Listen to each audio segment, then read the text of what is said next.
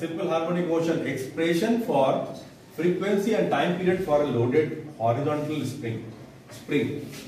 So here this is the spring and the mass m is attached, and this is a horizontal. So this is known as a loaded spring, horizontal spring. Now I am applying this F external, means external force of apply कर रहे हैं, and it elongates by a distance, say the x. Then what happens after removal of the force? As we have removed the force, or the removal of the force F external, what happened? It come back to its original state, or try to occupy the original state. And here it also comes to the same distance, x and x. So in fact, if you are going to see it here, this, if you are going to increase the F external, the restoring force which is acting to regain its shape and size is also increases. Means F external is negative of the restoring force, that we know. अगर F external 5 Newton है तो restoring force भी 5 Newton होगा, लेकिन direction opposite है। एक जो सबसे इंपॉर्टेंट पॉइंट है, वो इंपॉर्टेंट पॉइंट क्या है कि ये external force, restoring force is directly proportional to the displacement and the negative sign is here, because here इसको हम जितना आगे बढ़ाएंगे, डिस्प्लेस करेंगे, रिस्टोरिंग फोर्स उतना ही ज्यादा स्ट्रॉन्ग लगेगा. So Fr is directly proportional to displacement, and negative sign indicates that both displacement and restoring forces are in opposite direction. And if we are going to remove the sign, we have to multiply a constant, that is K, where K is the spring factor or spring constant.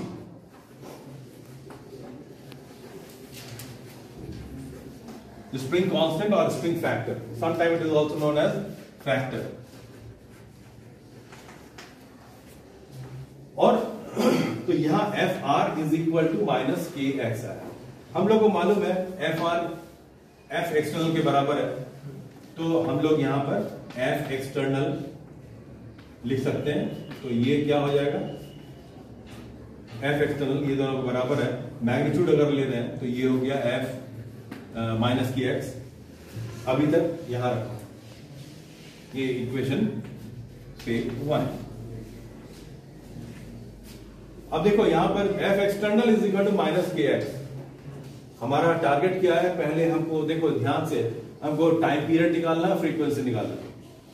तो अगर हमको ये मालूम हो जाए, अगर हमको ये मालूम हो जाए कि ये जो स्प्रिंग का सिस्टम है, हॉरिजॉन्टल स्प्रिंग का, ये सिंपल हार्मोनिक मोशन कर रहा है, then we can have the authority to use the SHM equations. तब हम लोग को अधिकार मिल जाता है. तो पहले तो हमको ये शो करना होगा एक्स जब सिंपल हार्मोनिक मोशन में है कि नहीं. उसके लिए क्या करेंगे, वही सोल, आत्मा, सिंपल हार्मोनिक मोशन की आत्मा क्या है, acceleration is directly proportional to displacement but oppositely directed. तो यहां पर हम लोग क्या करते हैं, पहले F external means mass into acceleration होता है. Mass into acceleration is equal to minus k into x, और acceleration is equal to minus k by a into x. हाँ sorry, k by m comes here, k by m into x. अब देखो k and m, spring factor or spring constant and mass is a constant, so we can write A is directly proportional to minus of x. Therefore motion is simple harmonic. काम खत्म. Simple harmonic motion हम show कर दिए. Acceleration is directly proportional to displacement and negative oppositely directed. Equation number 1, इसको equation number 1 दे दी, ठीक है. Now ये simple harmonic motion हो गया. Then from the simple harmonic motion, from the standard equation of acceleration in simple harmonic motion. अब हम लोग देखो सिंपल हार्मोनिक मोशन का जो एक्सप्रेशन का स्टैंडर्ड इक्वेशन है उसे कंपेयर करेंगे। Standard equation A is equal to minus omega square into displacement, here displacement is x, yes no, minus omega square into x, x is what displacement. अगर displacement y होता तो y लिखते, यहां displacement x है तो x लिखते। Now comparing 1 and 2, एक और दो से को हम कंपेयर कर रहे हैं, तो कंपेयर करने से क्या मेरा मिलेगा, omega square is equal to k by m, right, omega square is equal to k by m, और omega is equal to under root k by m, और omega means 2 pi by t is equal to k by m under root, और t is equal to 2 pi under root m by k. Say yes or no? So this is the time period of the loaded spring, horizontal loaded spring. Here this m is your inertial factor. m को क्या बोलते हैं, inertial factor भी बोलते हैं, inertial factor, and your k is your spring factor or spring constant. तो time period निकल गया, इस टाइम पीरियड से ये ऑसिलेट करेगा। अब टाइम पीरियड निकल गया तो फ्रीक्वेंसी में तो कोई दिक्कत ही नहीं है, यहीं पर कर देते हैं फ्रीक्वेंसी इज 1 by t, तो निकाल देंगे, तो क्या हो जाएगा 1 by 2 pi under root k by m, frequency निकाल दो। Okay, applying the concept of simple harmonic motion, find the expression for time period and the frequency of a simple pendulum. This is a simple pendulum I have drawn, and this is the mean position, this point is your mean position, and I have drawn one extreme position on this is your extreme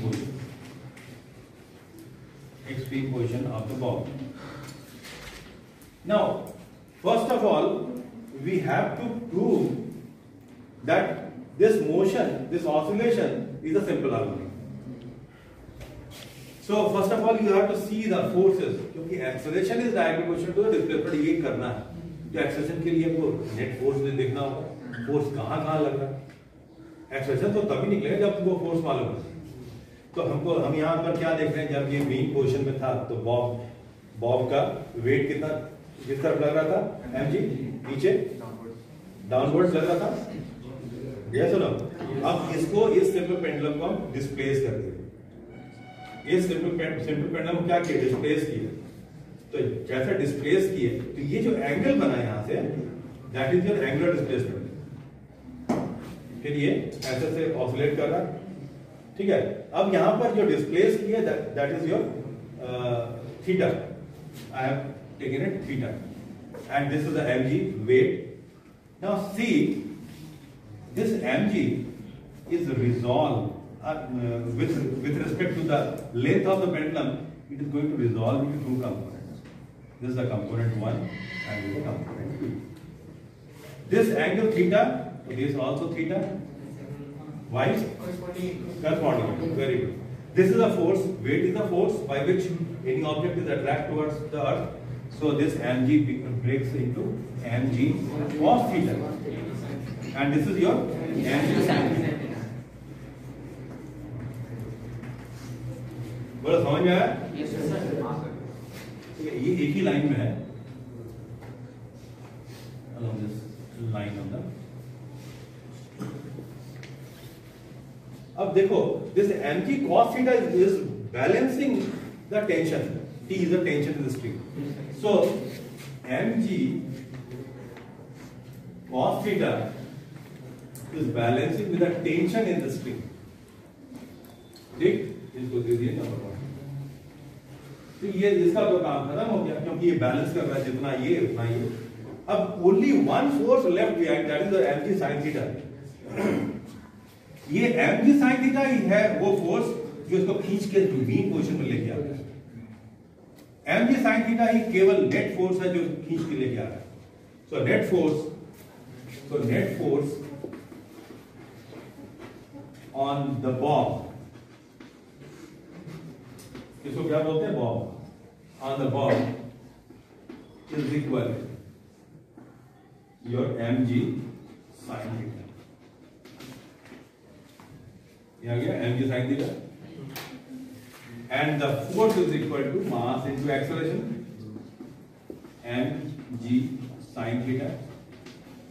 restoring force हम इसको negative कर सकते हैं, restoring force restore कर रहा था, हम जो इधर एक्सटर्नल फोर्स अप्लाई किए थे रिस्टोरिंग फोर्स, तो mm कैंसिल, तो a is equal to minus g sin theta. इसको दे दिए equation 1 2, equation number 2. Net force ये, अब इसी में काम करना है, इसी में हमको देखना है. अब देखो यहां पर एक्सेलरेशन तो निकल गया, लेकिन माइनस जी साइन थीटा के टर्म में. अब साइन थीटा, यहां जो साइन थीटा, यहां पर अगर हम इसको डिस्प्ले को लेके चलें कि बहुत छोटा एंगल है, तो ये हमारा एक परपेंडिकुलर जैसा काम करेगा. सो अगर इसका डिस्प्लेसमेंट ये जो परपेंडिकुलर उसको एक्स लेते हैं, तो साइन थीटा क्या हो जाएगा? Sine theta x by T. Length नहीं है, टी फोर्स है, जो एल है, ये भी तो इसका भी तो लेंथ एल हो जाएगा ना. तो इसका क्या हो जाएगा? X by l. तो फ्रॉम द कंसेप्ट से हम लोग ये कर सकते हैं इसको ऐसा कि sine theta is equal to p by x by l. तो साइन थीटा की जगह हम ये पुट कर देंगे यहां पर, तो ये हो जाएगा a is equal to minus g x by l. जिसको दे दिए इक्वेशन नंबर 3. इक्वेशन 3 दे दिए. अब यहां पर देखिए एक्सेलरेशन इज इक्वल टू क्या आया? Minus g by l into x. X क्या है? डिस्प्लेसमेंट. ए क्या है? Acceleration. So therefore acceleration is directly proportional to the negative of the displacement, hence motion is simple harmonic. ठीक है, simple harmonic motion हो गया. इसका दूसरा फॉर्म भी है, वो भी हम बताएंगे. तो ये सिंपल हार्मोनिक मोशन आ गया. अब सिंपल हार्मोनिक मोशन आ गया तो हम डायरेक्ट इसको अप्लाई करेंगे. सिंपल हार्मोनिक मोशन आ गया, तो सिंपल हार्मोनिक मोशन का इक्वेशन आया. यहां पर a इज इक्वल टू क्या आया था? Minus g by l into x. और from simple harmonic equation of the acceleration a is equal to minus omega square x. Displacement x, ये दोनों को कंपेयर किए तो क्या हो गया? Omega square is equal to g by l. Omega square is equal to g by l. So omega is equal to कितना हो गया? Under root g by l. और omega means 2 pi by t is equal to under root g by l, और t is equal to 2 pi under root l by g. This is the time period of the simple pendulum. 2 pi under root l by g. This is the time period of the simple pendulum. So the frequency 1 by t कर देंगे. Frequency का कितना हो जाएगा? 1 by 2 pi under root g by l. तो frequency होगी. तो time period अगर मिल गया तो फ्रीक्वेंसी में कोई प्रॉब्लम नहीं. इधर time period 2 pi under root l by g. L क्या है? एल बोल तो क्या है? नहीं, यहां पर क्या है बताते हैं? नहीं, एम्पलीट्यूड बताते हैं. तो ये देखो एक मेथड है, हम लोग ऐसा कर दिए. ठीक है, दूसरा मेथड भी हम इसको अप्लाई कर सकते हैं. L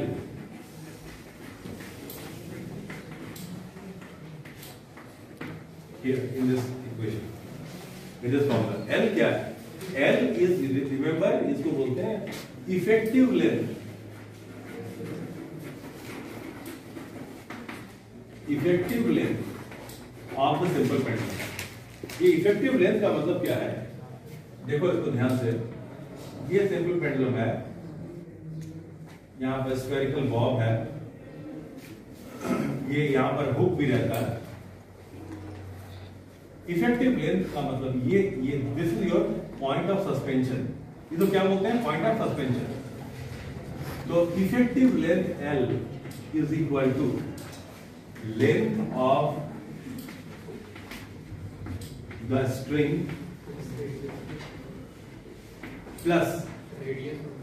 plus height of the screw.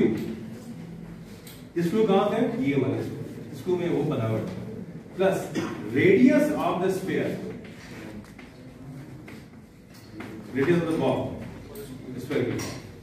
ये तीनों को ऐड करेंगे तब जाके इफेक्टिव लेंथ निकलेगा। You remember, because we have to take this L from the centre of the mass of the bob. Centre of mass जहां पर है वहां से हम लोग, ओके। तो important question and important concept that you have to practice properly. Okay.